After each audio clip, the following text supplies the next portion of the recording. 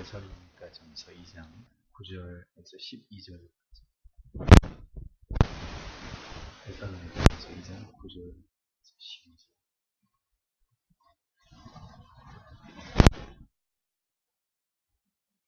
예, 함께 읽겠습니다. 형제들아, 우리의 수고와 애쓴 것을 너희가 기억하리니 너희 아무에게도 누를 끼치지 아니하려고 간구와 나중을 하면서 너희에게 하나님의 복음을 전하라. 우리가 너희 믿는 자들을 향하여 어떻게 거룩하고 옳고 흠없이 행하는 것에 대하여 너희가 증인이요 하나님도 그러하시고 너희도 아는 바와 같이 우리가 너희 각 사람에게 아비가 자기 자녀에게 하듯 권면하고 위로하고 경계하노니 이는 너희를 부르사 자기 나라와 영광에 이르게 하시는 하나님께 합당히 행하게 하려 합니다. 여러분께서 가진 여섯 번째 시간, 합당히 행하게 하려 합니다.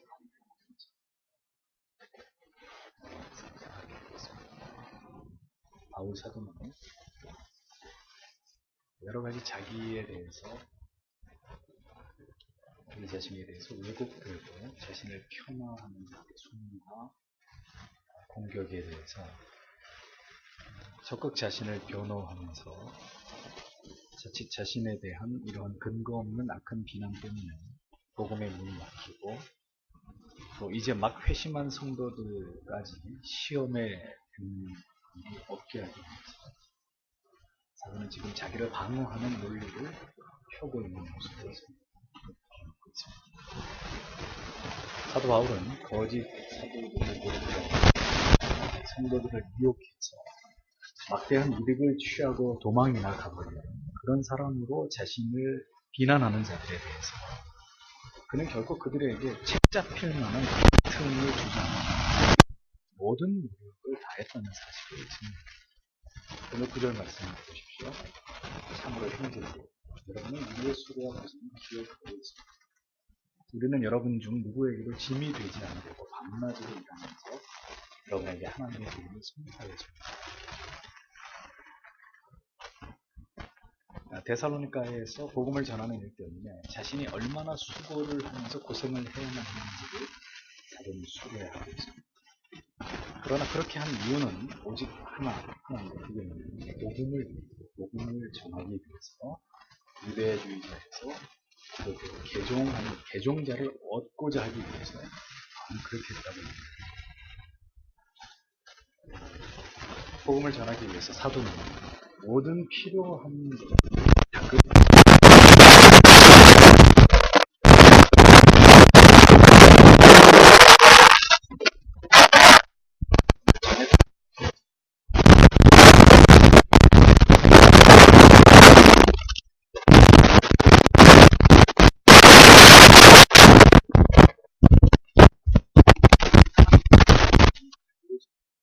그런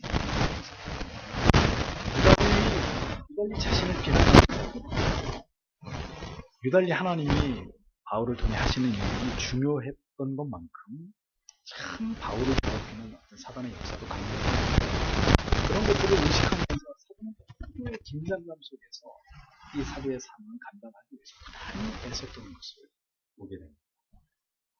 지금 이 시대의 목회자들이 그다지 신경 쓰지 않는 문제까지도 바울은 그런 것으로 불필요한 오해를 받거나 하나님의 말씀에 복음의 영광이 가려지는 것을 극도로 경계하면서 굉장히 이런 부분들에 있어서 경계하고 있는 그런 모습이 생기는 자. 자신에 대한 좋지 않은 소문이 굉장히 마음이 쓰였고 어떤 일이 있어도 불신자들이나 복음을 듣는 부도자들은 특별히 더더욱 어떤 불필요한 오해를 받고 싶지 않은 사도의 마음이 이러한 생각을 가지고 있습니다. 그만큼 사도는 이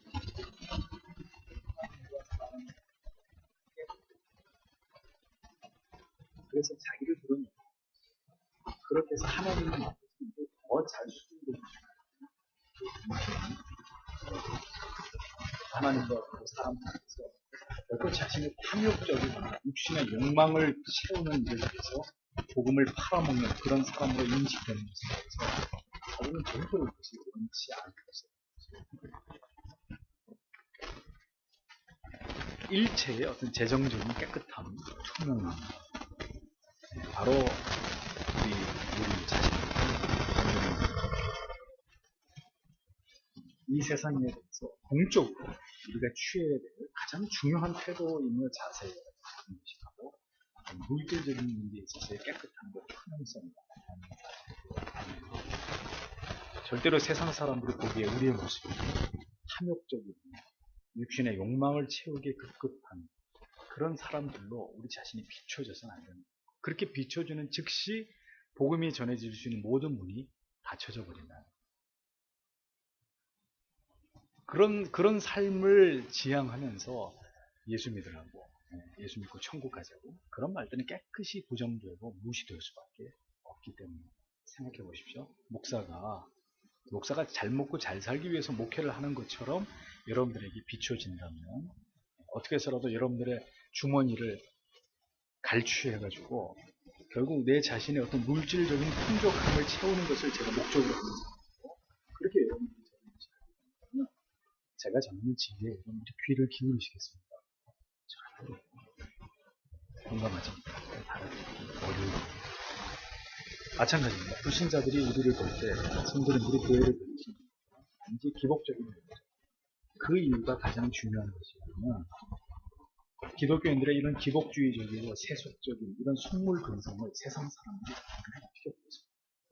그러면서 우리가 예수님과 우리의 그런 말들을 세상 사람들이 귀담아 듣겠느냐. 그런 것이 아니라 복음이 바꾸어 놓은 삶, 그 복음의 가치가 우리의 삶을 통해서 나타나게 될 때 그러한 가치를 다른 사람들에게 보여줄 수 있는 그런 삶을 이 세상에 살아가야 사람들이 우리가 믿는 예수에 대해서 우리가 믿고 따르는 하나님의 말씀에 대해서 궁금해하게 되는 것이죠. 그 가치가 무엇인지 알고 싶어지는 것이죠. 복음의 정신과 하나님을 신앙함이 순수하게 보여지지 않게 될 것을 염려한 나머지 바울은 그 이유 때문에 자신의 복음을 전하는 지역에서는 절대로 어떤 명목으로도 자신을 향한 모든 사례들을 거부하고 있었다는 것을 보여줍니다. 자신이 그렇게 복음을 전하면서 누구에게도 짐이 되지 않으려고 노력했다는 일을 말하면서 누구에게도 누를 끼치지 않기 위해서 나는 밤낮으로 스스로 일하는 수고도 마다하지 않았다는 사실을 그동안 데살로니가 지역의 성도는 이 사실을 당신들은 다 알고 있지 않느냐 이렇게 반문을 하고 있습니다. 절대로 지금 자기 자신을 생색을 내려고 하는 게 아니라 바울은 이 중요한 가치를 지키기 위해서 그 자신이 얼마나 노력했는지에 관해서 그는 결코 사람들에게 부끄럽지 않다. 나는 이 점에 있어서는 누구에게도 부끄럽지 않다. 그 자신의 이러한 면을 지금 표현하고 있었던 것입니다. 그러니까 이렇게 해서라도 복음을 전하면서 돈을 탐낸다는 자신의 대적들의 모든 입을 틀어막고 싶거든요. 그들의 모든 비방을 사전에 원천적으로 차단하고 복음을 전하는 일에 어떠한 방해도 받지 않기 위해서 사도는 이 부분에 있어서 매우 특별하게 그가 노력을 기울이고 있었던 사실을 보게 됩니다. 보십시오. 왜 그랬을까요?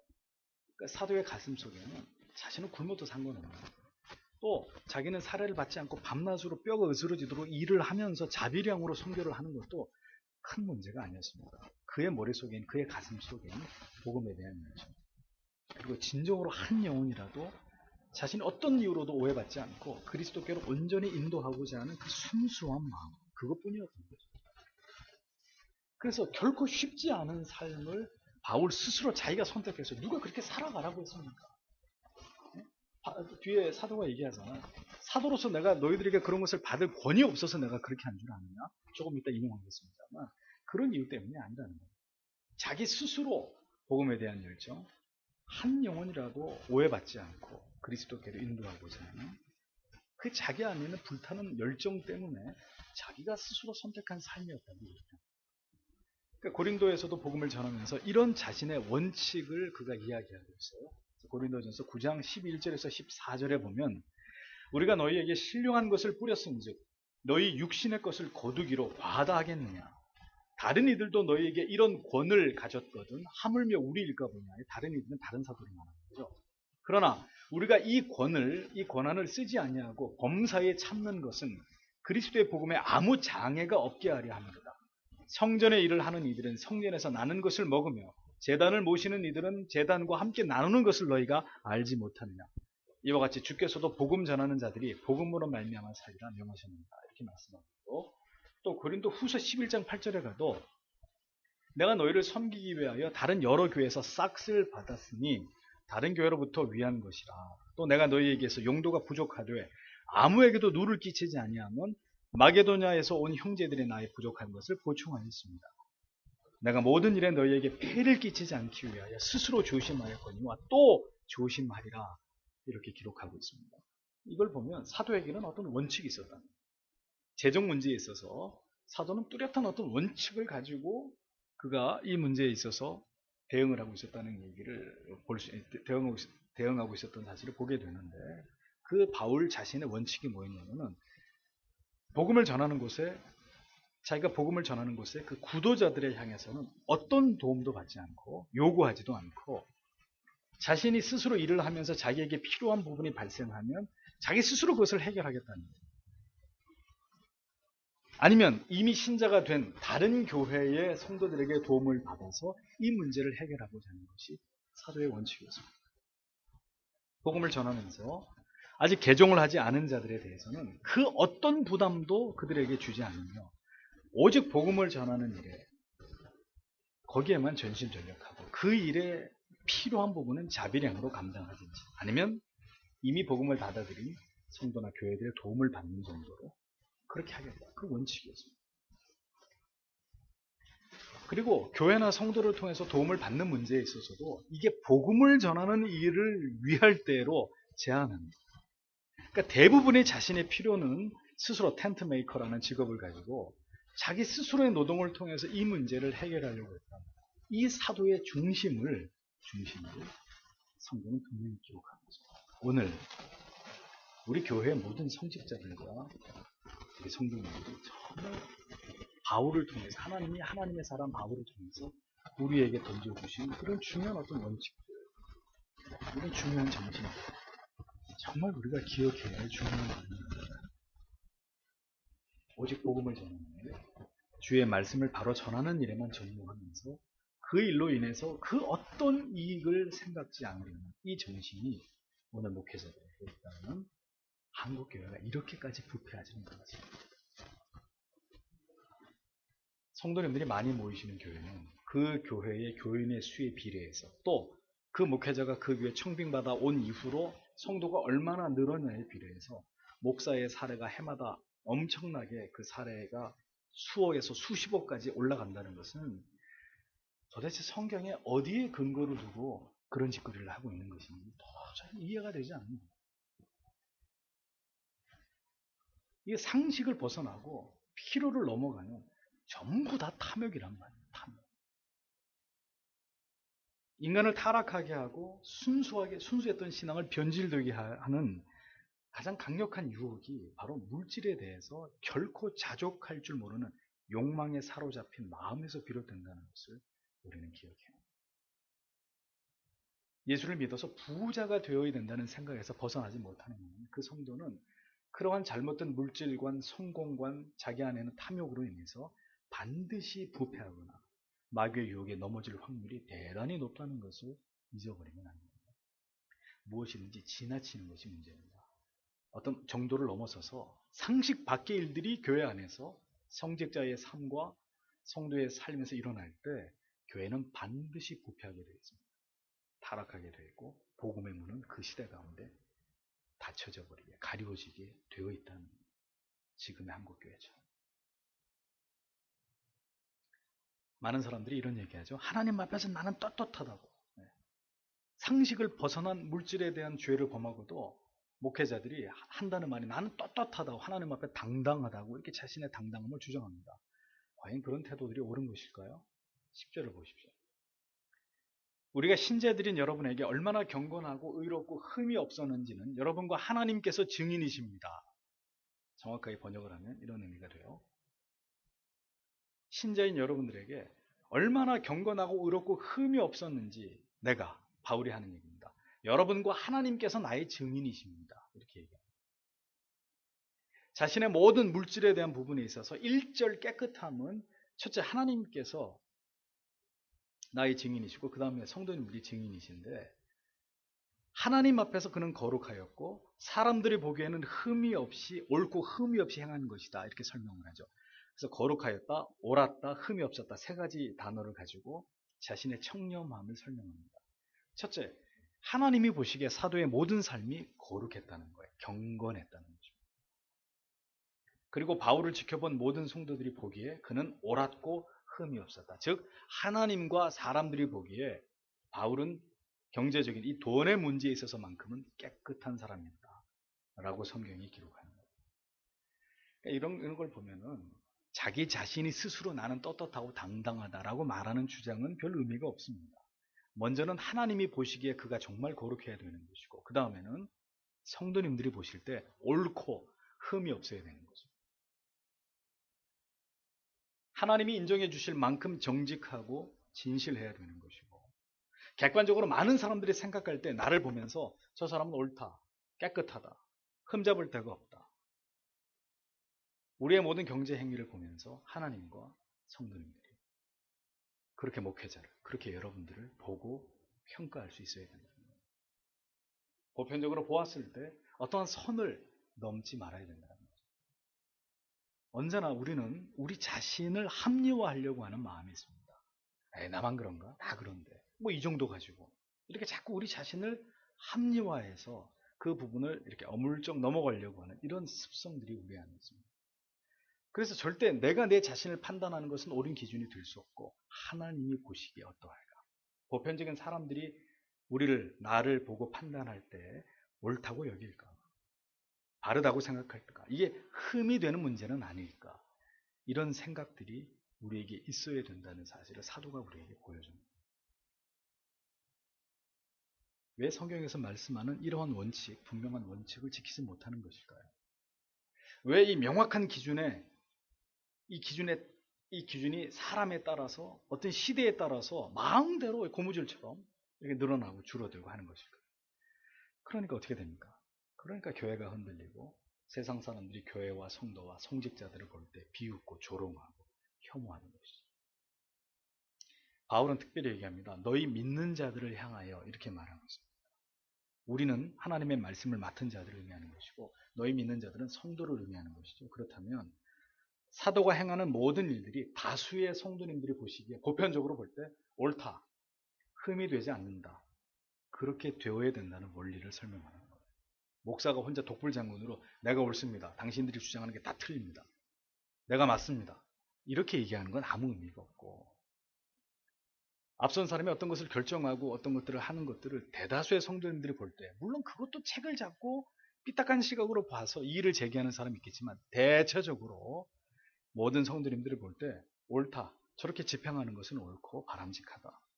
이렇게 여겨지는 것들을 영적인 지도자가 결정하고 선택하고 그런 것들을 추구해야 된다는 거죠. 첫째는 하나님이 보실 때 옳아야 돼요. 그리고 그렇게 행한 이 모든 것에 있어서 성도님들과 하나님께서 사역자의 증인이 되어 주실 수 있을 만큼 성직자는 진실로 이 물질의 문제에 있어서 깨끗하기를 노력하지 않으면 안 된다는 사실을 바울을 통해서 성경은 분명하게 명시하고 있습니다. 그런데 그렇게 교회 돈을 마음대로 써놓고 재직회도 안 하고 네? 그건 도대체 무슨 배짱이에요? 그건 하나님을 두려워하는 사람이 아니고 하나님의 말씀을 두려워하는 사람들이 아니에요.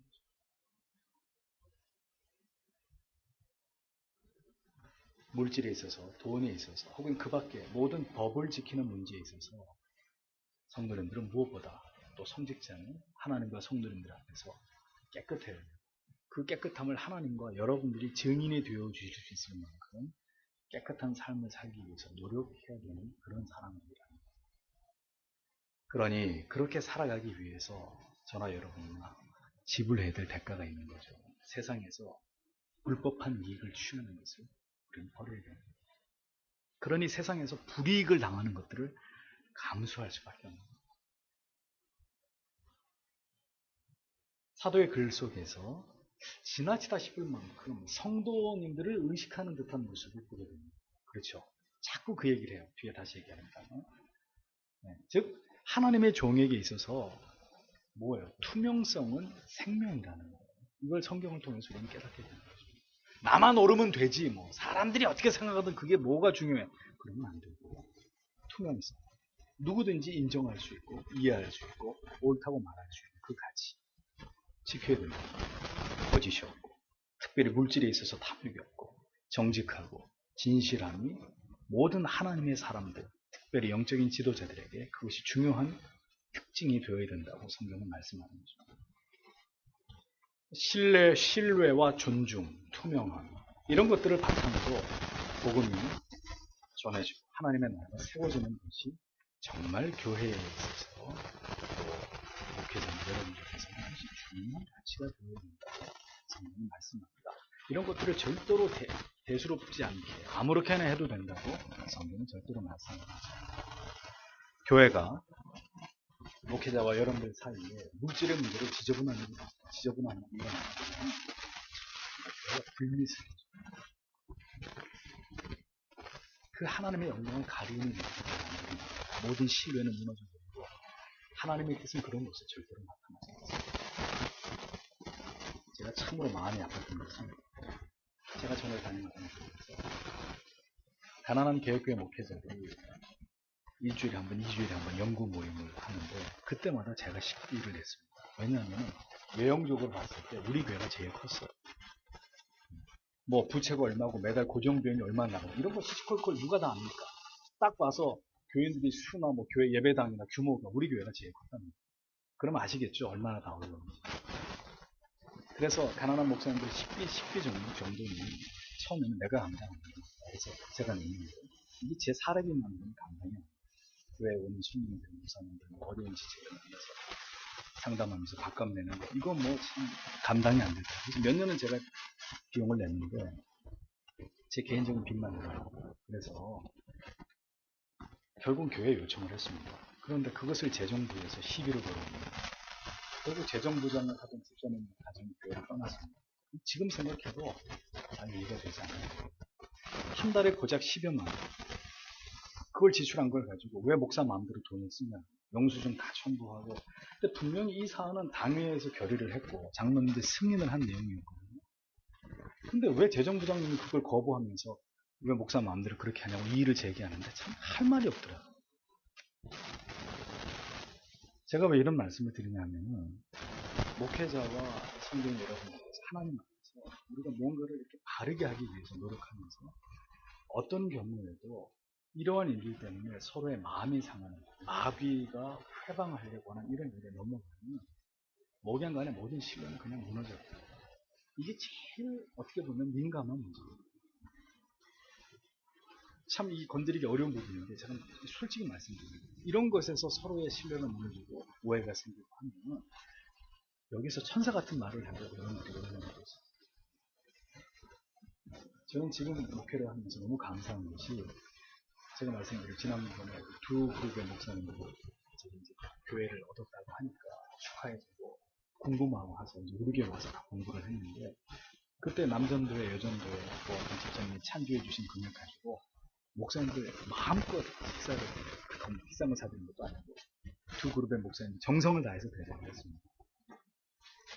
저는 그거에다가 제가 그렇게 고통을 당했는데 지금은 참 여러분들이 그 사랑하는 마음으로 목사를 신뢰해 주신 마음으로 그렇게 기꺼이 찬조를 주셔서 제가 교회 이름으로 대접을 했습니다. 그 목사님들이 너무 고마워하면서 교회와 여러분들을 위해서 기도하시더라고요. 이런 일들이 얼마나 귀한 일입니다. 언제나 복음을 위해서 또 섬기는 일을 위해서 우리가 할 수 있는 능력 안에서 최선을 다하는 그런 교회의 모습 얼마나 아름답습니까? 디모데후서를 보세요. 집사와 장로의 자격 가운데 나그네를 대접하는 이 동목이 명시되어 있습니다.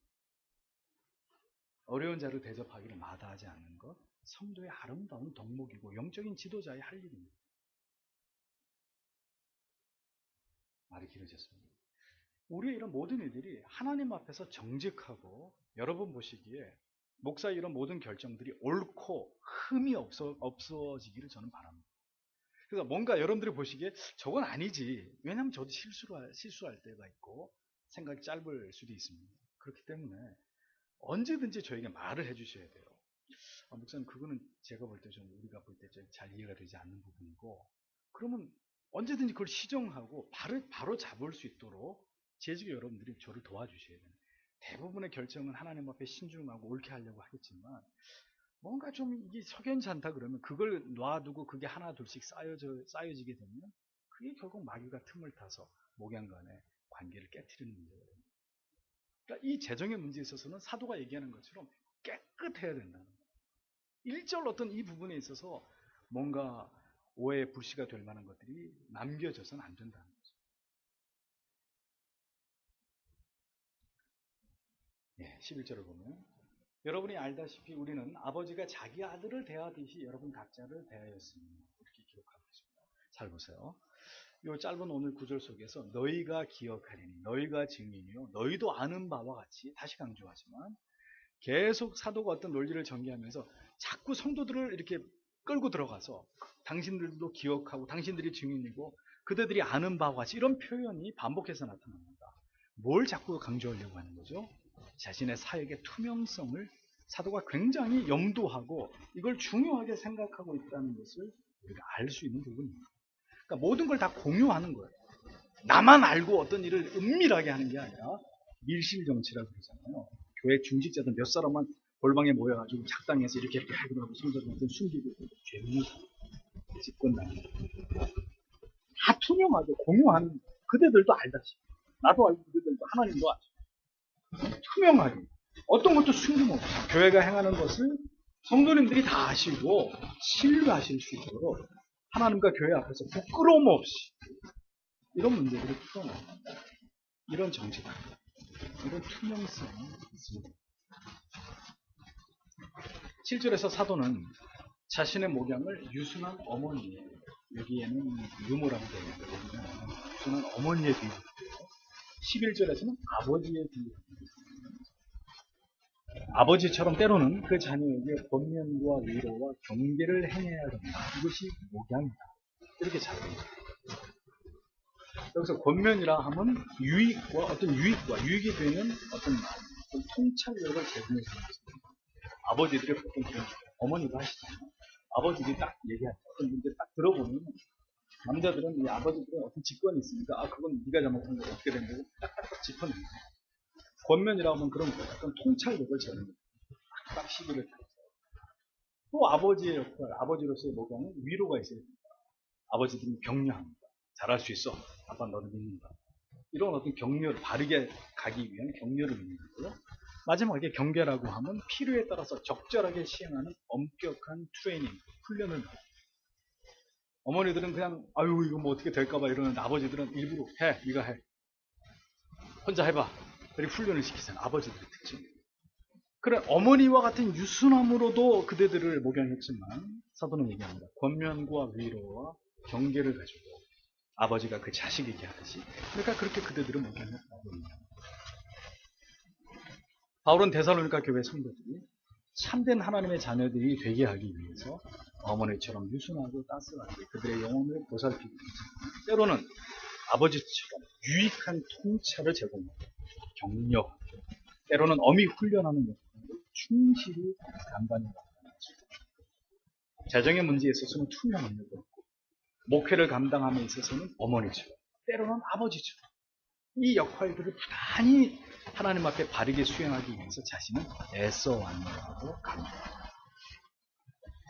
바울은 성도님들을 자신의 영적인 자녀로 여겼습니다. 자녀이기 때문에 격려와 필요한 지혜와 조언으로 또 시리와 낙담에 빠졌을 때는 위로도 있지 않았지만 또 자녀이기 때문에 올바른 길로 가지 않으려고 하는 엄히 책망하고 또 바른 길로 가게 하기 위해서 강하게 서게 하기 위한 엄한 훈련도 시킵니다.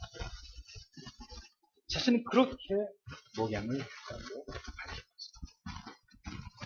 어머니 같은 성자, 아버지 같은 어머니, 즉 목회자는 이 양면성을 가지고 그리스도께로부터 위임받은 목양을 강하게 바울의 얘기입니다. 이것이 목회자의 사랑입니다. 여러분들은 그렇게 목양을 받으시면서 하나님이 기뻐하시는 자녀를 가져가셔야 탁월한 외과 의사가 세 가지 탁월한 자질이 필요해요. 첫째는 여인처럼 섬세한 손, 그리고 독수리처럼 날카로운 눈, 그리고 사자 같은 담대한 심장이 그것입니다. 저는 목회자도 다르지 않다고 생각합니다. 영혼을 다루고 하나님의 말씀을 다루는 데 있어서 섬세한 손이 필요하고, 또 실핏줄 하나 놓치지 않으려고 하는 의사의 눈처럼 정확하게 하나님의 말씀을 해석하고 집요하게 파헤치고, 또 성도님들의 심령을 날카롭게 꿰뚫어 볼 수 있는 그런 영안이 있어야 됩니다. 그리고 어떤 어려운 대수술도 반드시 환자를 살리고자 하는 마음으로 담대하게 집도를 해야 되는 것처럼, 목회자도 하나님 앞에서 반드시 하나님께서 모든 성도들의 영혼을 책임지고 변화시킨다는 것을 믿고 담대하게 하나님의 말씀을 선포해야 되는 것이죠. 사도는 1절 물질에 있어서 청렴함으로 아직 믿음이 바로 서지 않은 지체들이나 심지어 성도라 할지라도 복음을 전하는 사역을 위해서 필요할 때가 아니면 어떤 일에도 그들에게 짐이 되지 않고자 하는 원칙을 지켰습니다. 참으로 모든 목회자들이 예수 그리스도의 충성된 제자였던 사도에게서 이러한 모습만을 배우고자 했어도 이 땅에 많은 교회들이 진리 위에 바로 설 수 있을 것이라는 생각입니다. 정말 예수님까지는 바라지도 않아요. 바울 정도, 그 바울의 목회의 모든 내용을 정말 절제를 답습하게 배우면서 바울 사상처럼 목회를 해서 이런 마음들은 평생 훨씬 이 바울의 서신들을 읽으면서 자주 그런 생각.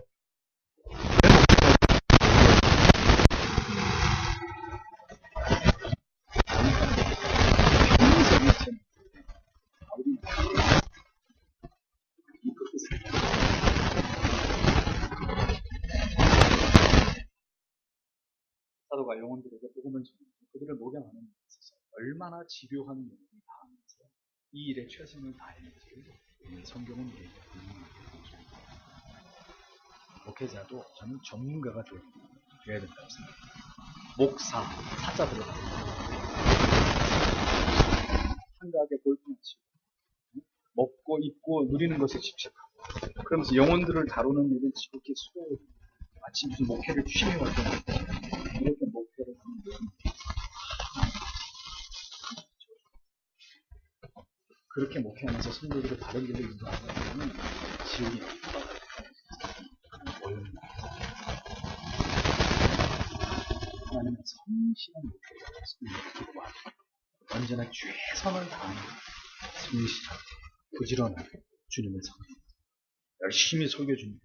열심히 기도하고 뭔가 열심히 최선을 다하려고 하는, 자기 거 다 자고 먹을 거 다 먹고 하는 그런 거 말고 그런 걸 아껴가면서까지, 여러분 그 기독교 역사를 보면 하나님께 붙들려서 능력 있게 쓰임받은 목회자들 50을 넘기면서 오래 산 사람들이 그리 많지 않습니다. 그 이유가 뭐 때문입니까?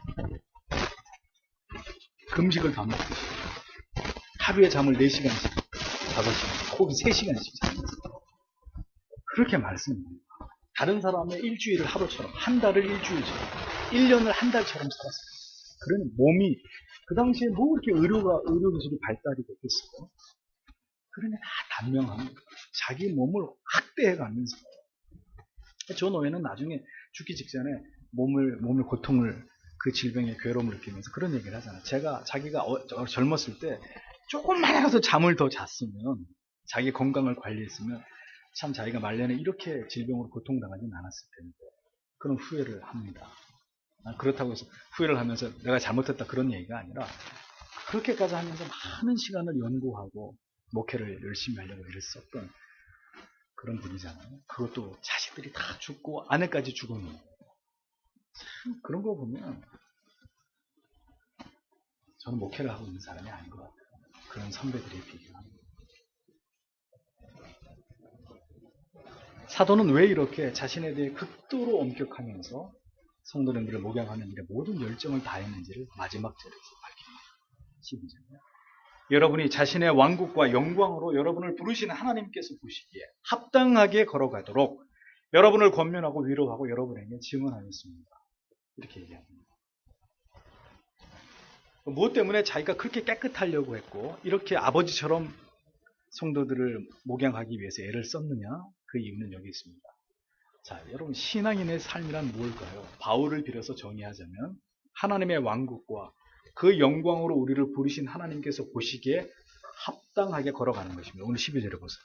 너희를 부르사 자기 나라와 영광에 이르게 하시는 하나님께 이렇게 됐죠. 합당히 행하게 하려 함이라. 그랬으니까 성도로서 이 땅에서의 삶이 무엇이냐?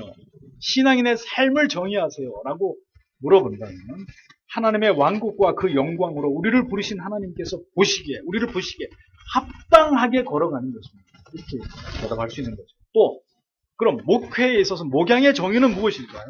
이 말씀의 근거에서 보면 하나님의 왕국과 영광으로 성도를 부르신 하나님께서 보시기에 합당하게 올바른 신앙의 정도를 걸어가도록 성도님들을 권면하고 위로하고 하나님의 말씀을 증언하는 것입니다. 오늘 이 12절의 한 구절을 가지고 신앙의 삶이 무엇이냐를 정의합니다. 목양이 무엇이냐를 정의합니다.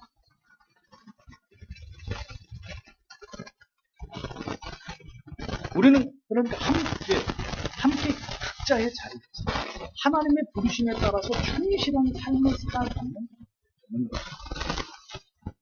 여러분은 여러분의 자리에서, 목회자는 목회자입니다. 하나님의 나라와 영광으로 부르심, 그 부르심에 합당하도록 하나님이 보시기에 하나님 앞에서 합당히 행하도록 올바른 신앙의 길을 지시고 그 길을 가시고 최선을 다해서 그리스도의 우리의 삶을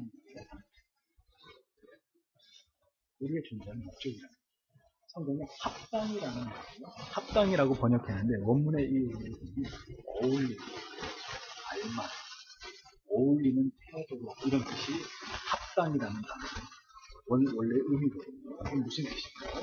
우리의 삶은 하나님의 나라와 영광을 상속하기에 어떻게 된다는 거예요? 어울려야 된다는 거예요. 누가 우리를 보고 우리는 예수 믿고 천국 갑니다. 그러면 저 사람들이 그래 이의 없어. 내가 당신을 옆에서 지켜봐왔는데 직장에서는 당신을 내가 지켜봤는데 그래 뭐 당신이 천국 간다는 거에 대해서는 내가 뭐 별다른 이의를 제기할 수가 없어. 우리가 봐도 당신은 참 대단한 사람이다. 이거죠. 그 얘기입니다. 하나님의 나라와 영광을 상속받기에 어울리는 삶을 알맞는 삶을 살아갑니다. 우리의 삶의 태도가 천국의 시민이라고 이야기해도 어울리는 태도로 살아갑니다.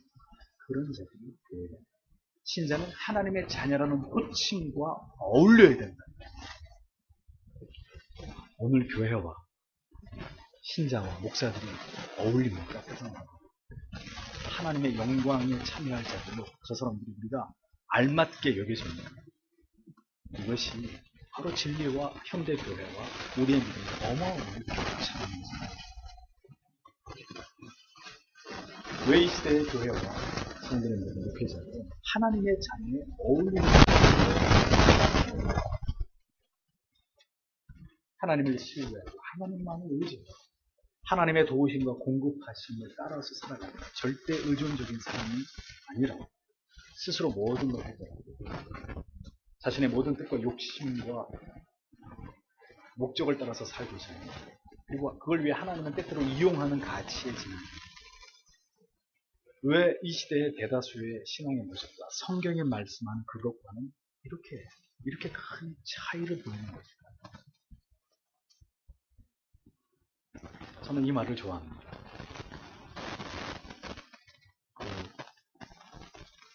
학교 그 배지에도 이 단어가 들어가 있었는데 코람데오라는 말이에요. 코람데오. 하나님 앞에서. 코람데오의 정신을 가지고 하나님을 경외할 때는 그 사람이 하나님의 자녀. 그들의 구원이 유효한 것이죠. 하나님의 영광을 상속받을 자들답게 거기에 어울리고 거기에 합당하게 바울이 무엇을 중요하게 여기면서 목회하였는지 목양의 본질이 무엇이었고 어떻게 목양하는 것이 하나님이 보시기에 합당한지 그가 발견한 진리를 오늘 우리도 이 말씀을 통해 깨달아야 되겠죠. 우리의 마음에 새겨서 그렇게 하나님을 신앙하는 우리가 되어야 되죠. 무엇이 믿음의 삶, 무엇이 모량이냐. 성경이 그것을 우리에게 상세히 가르쳐주고 있습니다. 성경을 펼치면 이 속에 모든 진리의 기준을 올려주는 들어있습니다. 성경을 멀리하면 그런 것들이 사람의 뜻과 생각으로 전혀 성경과 다른 것들을 따라가는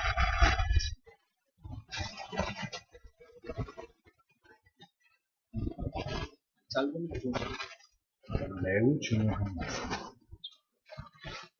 절반은 이런 것 같은 목회자에게 주시는 사도 바울이 자기가 어떻게 목회를 하기 위해서 물질에 있어서 어떠했고 어떻게 목양하기 위해서 했었습니다. 그 모든 목적은 하나님의 영광을 위한 것이고 하나님 보시기에 합당하게 하기 위해서 우리가 내가 기준이 아니라 하나님이 보시기에 합당히 행하기 위해서 그렇게 하는 것이다 라고 자기 자신을 변호하는 것이 맞습니다. 무엇이 하나님의 신입니까? 무엇이 하나님의 기뻐하시는 모습입니까? 앞에 서인 저도 하나님 앞에 평생 그렇게 목표합니다. 최선을 다하는 목사가 되고 해주시고 여러분 자신도 하나님 앞에서 합당하고 하나님께 합당히 행하는 그러한 나의 신앙이 삶을 도와주시고 올바른 목양 이렇게 하나님이 기뻐하시는 모습으로 힘하셔서 하나님의 나라를 살리는 줄 기도하십니다. 주신 말씀이 생각나서 다 함께 기도하겠습니다.